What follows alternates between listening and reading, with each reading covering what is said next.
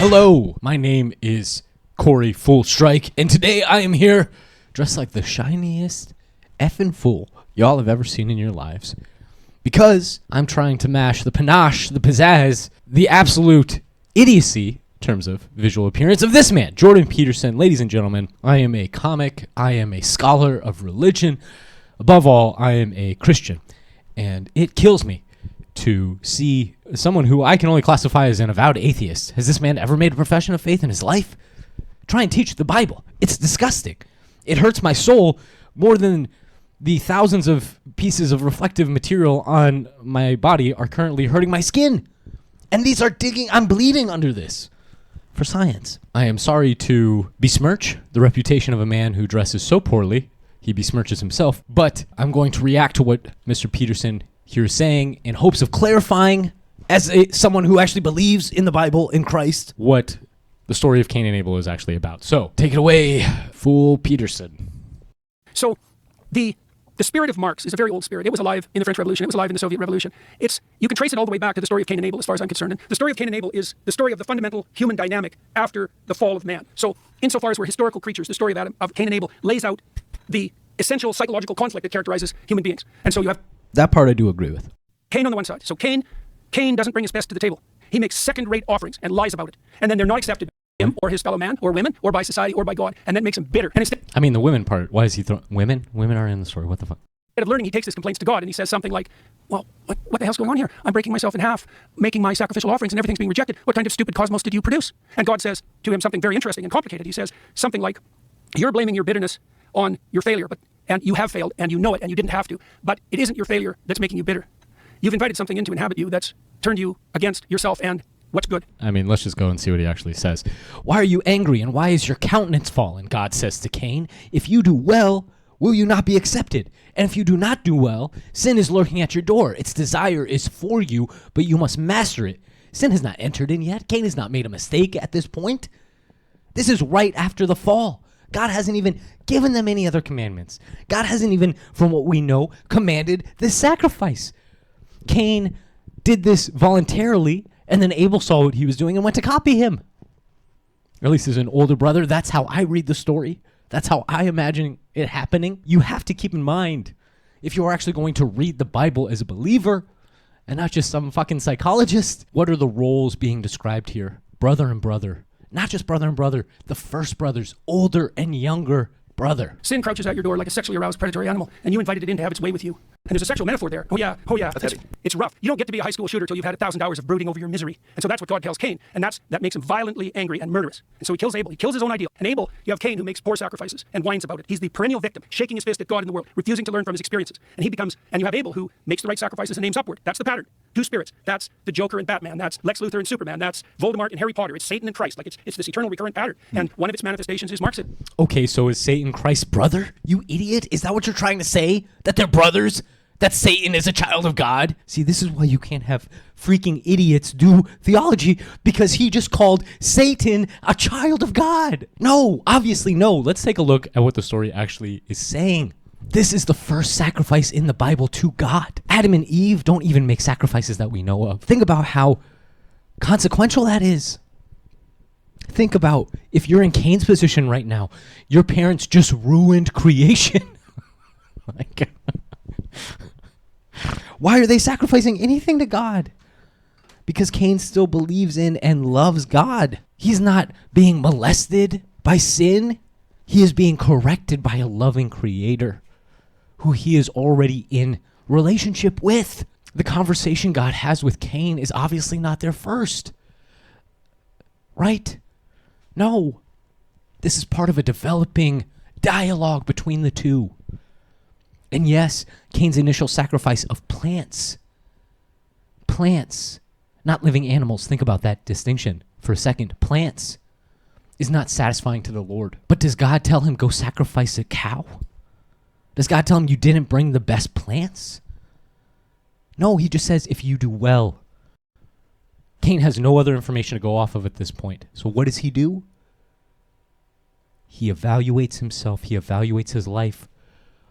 What is his best? Abel brought his best, the best thing he was taking care of to God, and he sacrificed it. What is the best thing in Cain's life? His brother, you Canadian idiot. His brother is the best thing in his life. God damn you, Jordan Peterson. So he sacrifices his brother because that is what God wanted him to do. God wanted Cain to sacrifice his brother. There was no prohibition against human sacrifice at this point. Was there? How do we know that? Some people have said there was, that human sacrifice is always off the table. Incorrect. If human sacrifice was always off the table, then Abraham would not have been willing to sacrifice Isaac. He would have said, no, God, you told us not to do that. But he does it unhesitatingly. He takes his child to altar in a very similar situation to how you can imagine Cain must have felt. Cain must have felt these exact same feelings as Abraham. Doubt, fear, trembling, but still the willingness to do it because he thought that's what God was calling him. How do we know that? What does Cain say to God after he comes back? He says, am I my brother's keeper? Am I my brother's keeper? What's the implication if he is his brother's keeper?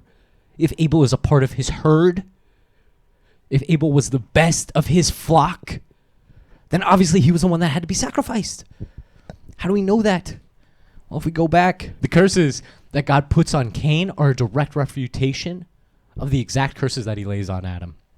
And if you know anything about English, you know 2 negatives is a positive.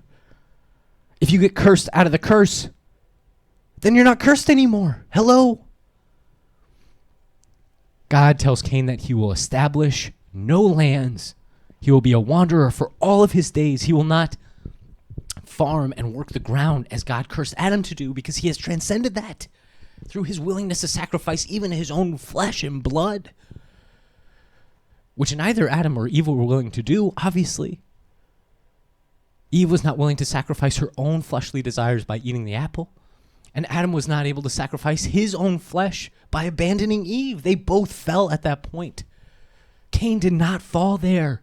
He went further. He sacrificed of himself by sacrificing his brother. And so God tells him, not only will you not have to work the ground which is cursed, you'll be a wanderer, which is interesting because then he goes and founds a city, and he stays in that city for the rest of his life, so he doesn't really wander. So what is that about? Think, you idiots. Contradictions imply deeper understanding is available. The other thing Cain is cursed with is longevity. Nothing is to hurt him. Nothing is to touch him. He's invulnerable. Think about that. Mortality, which was a plague to Adam and Eve. Satan, who was to bite at their heels until they succumbed and lived in the ground, was set upon them. But Cain is delivered from all adversaries. Depending on which extra biblical books you're into, you might think Cain died, but there is no biblical proof of that. For all we know, Cain is still alive somewhere, probably in the center of the planet, creating our magnetic sphere or something crazy. That's not in the Bible either. So I don't know. Anybody could know.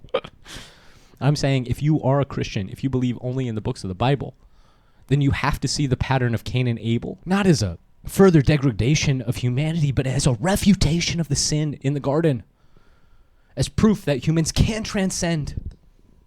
And although we couldn't break through the boundary of love, true love, Adam couldn't sacrifice Eve, and Eve couldn't sacrifice the desire to be as God, which is the thing that all humans love above everything else. The idea of joining with God, obviously the highest power.